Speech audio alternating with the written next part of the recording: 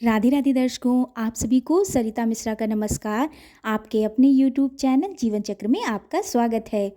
दर्शकों, आज मैं लेके आई हूँ जनवरी मास के जो दूसरी एकादशी पड़ रही है, वो पुत्रदा एकादशी है। वह कब पड़ रही है, उसका सही समय क्या है, पूजा का शुभ मुहूर्त क्या होगा, पूजा विधि क्या रहेगी और पारण करने का क्या समय रहेगा।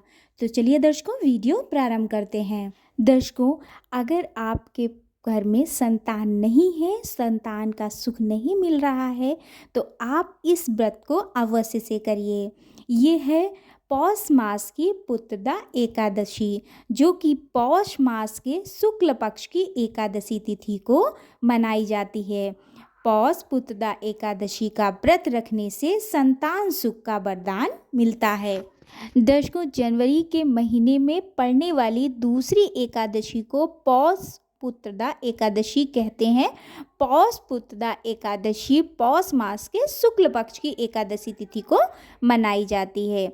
दर्शकों, पंचांग के अनुसार यह पर्व 21 जनवरी को पड़ रहा है। रविवार को पूरे विधि विधान से विष्णु भगवान की उपासना की जाएगी।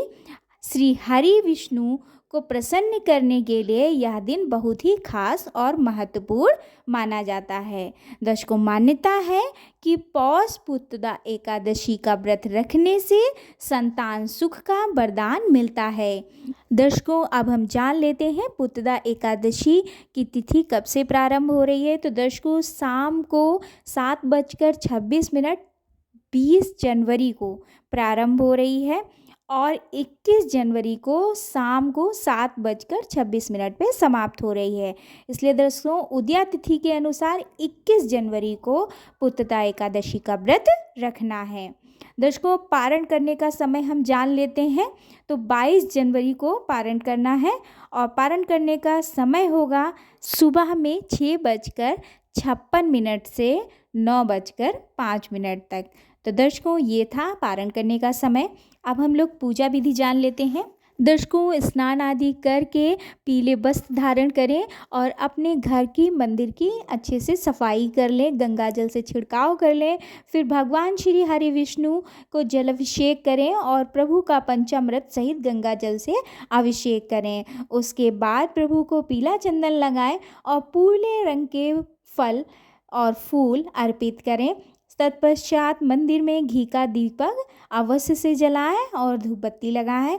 संभव हो तो आपको व्रत अवश्य से रखना चाहिए और व्रत रखने से पूर्व ही व्रत रखने का संकल्प अवश्य से लें। संकल्प लेने के लिए आप जल और पुष्प का प्रयोग करें।